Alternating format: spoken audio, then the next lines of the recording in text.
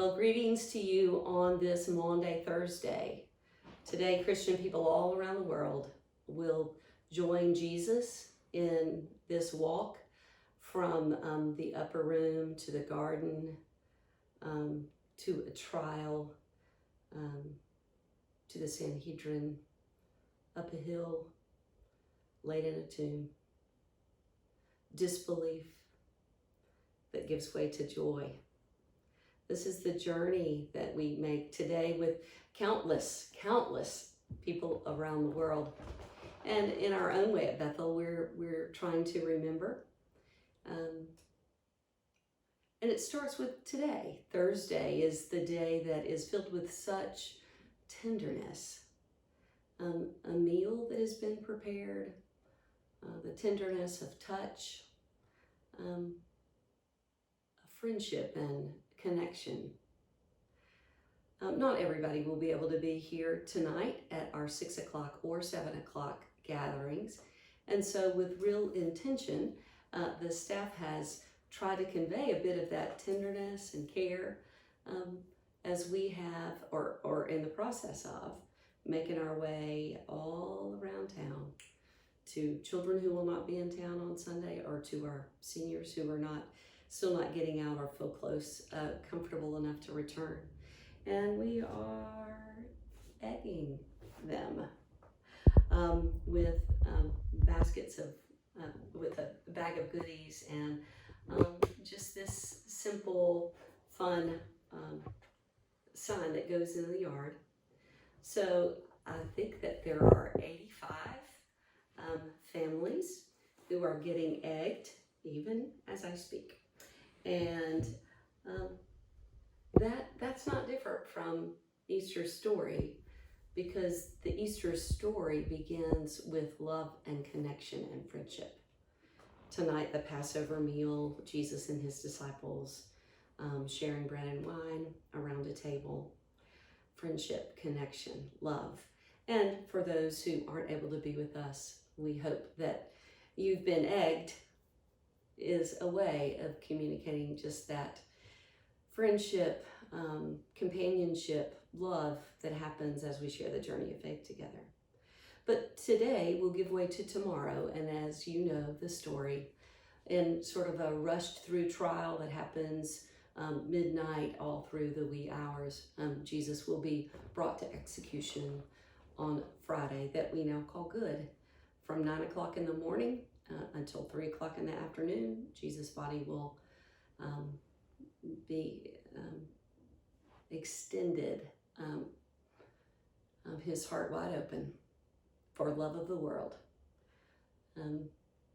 And so tomorrow, beginning at 12, those who wish are invited to come to the graveyard that's connected to our church and make your way through 14 stations. Our Catholic brothers and sisters will call these the Stations of the Cross. They're marked in Jerusalem, if you've been there, the Via Dolorosa. This journey with Jesus is one that will be marked by a different kinds of signs. But here, for example, is the first one. This sense that you'll begin the journey with pausing to read the verse and just capture this moment of what was happening throughout the day on Friday. These will be in place for you and your family to participate in at whatever point you want before 7 o'clock. But as we approach the 7 o'clock hour, we will gather for a worship service. The cellist will begin to play, and as Greg, our Director of Music Ministries, has reminded us, the cello is the perfect sound range for the sound of a man's voice, Jesus' voice. And with cello from the portico of the church, you're invited singularly or with family or friends to make your way from station to station until you circle the sanctuary and are back in front of the church. If you feel comfortable, you'll be invited inside and the service will continue. If you prefer to remain outside, then the cellist will continue to play until all have made their walk through.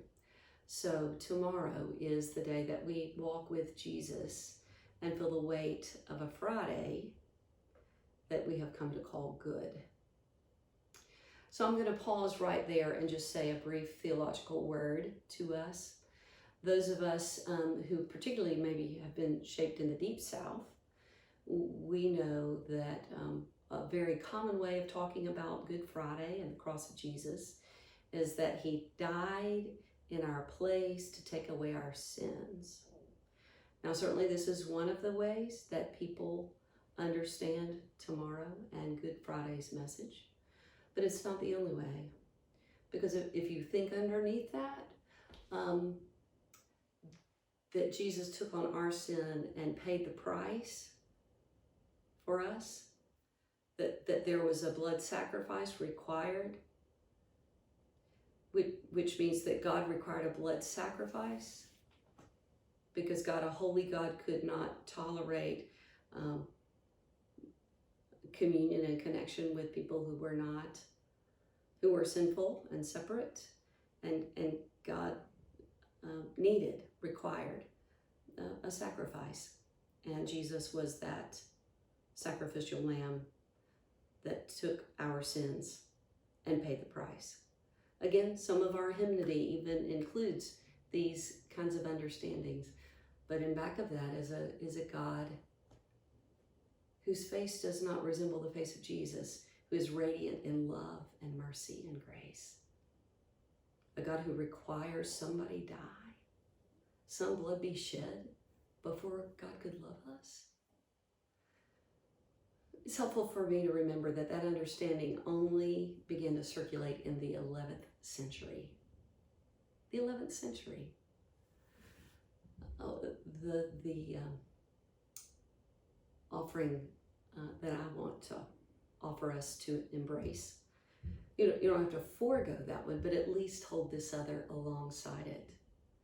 I don't really believe that this journey through tonight and tomorrow, Saturday, is meant to make us either feel guilty for the sins that we have committed, things we have done or failed to do, or to be grateful. Jesus, thank you for dying for me. I don't think that the heart of it is please feel guilty or please be grateful.